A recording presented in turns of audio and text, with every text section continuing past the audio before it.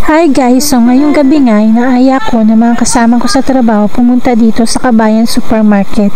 Kanina niya pa nga ako niyayaya sa Sarawat Supermarket, pero sabi ko nga wala naman akong bibilhin kaya ayoko dapat sumama dahil iniiwasan ko rin talaga ang mapagastos. At nung palabas na ng trabaho ay biglang nagbago ang isip nila na sa Kabayan Supermarket na lang daw dun sa may Prince Sultan.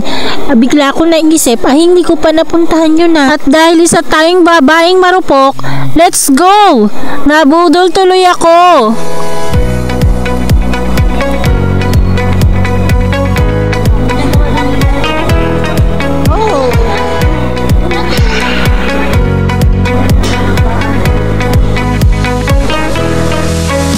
Shopping sila!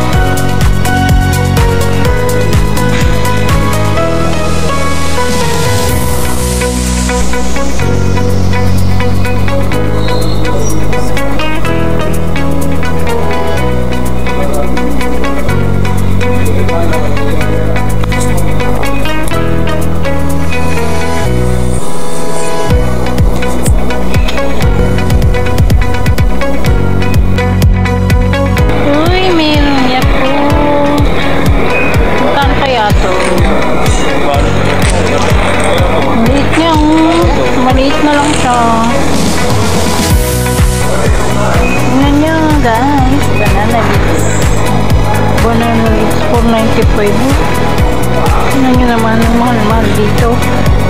Buko juice. Wow, ang cute ng buko juice nila Coconut. Yan, may sama na siya straw. Ito naman maliit lang siya. baby coconut, 9.95. Ayan po.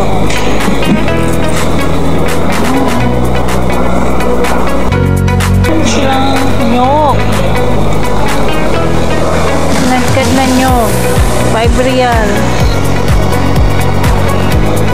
Hindi ka na magpupukot. So, 5 real. 11 real.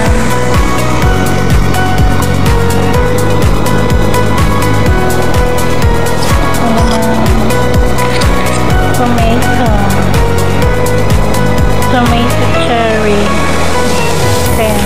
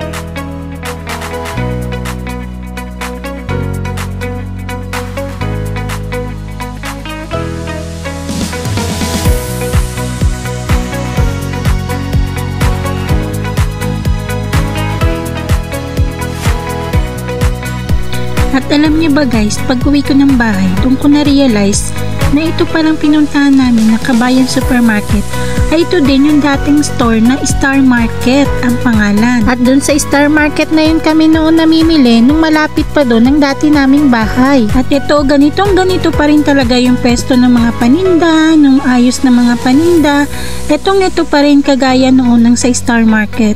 So nag-close na rin siguro yung Star Market kaya ang pumalit ay itong Kabayan Supermarket. Iba na siguro ang may-ari at iniba na rin ang pangalan ng store. Kung hindi ako nagkakamali, nag-open ng store na to siguro last year 2023 or mga late quarter ng 2022. Basta ganon. Alam nyo ba, noon madalas pa ako na-excite kapag naririnig ko sa mga kasama ko na may bagong bukas na Kabayan store dun nga sa may Prince Sultan. Pero yun nga, hindi ko siya napupuntahan. Ito lang time na to ko siya napuntahan. First floor lang siya, hindi kagaya dun sa Kabayan sa may Balad na meron siyang second floor. Alam nyo ba, meron ding Star Market noon dun sa may Balad sa building ng Corniche dun sa first floor nila. Pero yun nga, nag-close na rin yun, matagal na, at ang pumalit na doon ngayon ay yung Danube Supermarket. Kagaya rin dito sa dating pwesto ng Star Market, naging Kabayan Supermarket naman siya. So, unti-unti sila nagsara yung Star Market. Natalo sila ng mga Danube, ng Kabayan Supermarket, siguro ganun ang nangyari. Kaya, ewan ko kung may mga natitira pang Star Market ngayon dito sa Jeddah. So, yun lang guys, munting kaalaman lang po yan para sa mga baguhan dito sa Saudi, sa mga first timer o mga bagong salta ngayong 2024. Yan po yung mga dating pwesto ng Star Market, yung Danube sa may Corniche, dun sa building ng Corniche, at itong Kabayan sa may Prince Sultan. Dati yan silang mga Star Market. So yun lang po. Thank you for watching guys. See you in my next video. God bless everyone. Good night.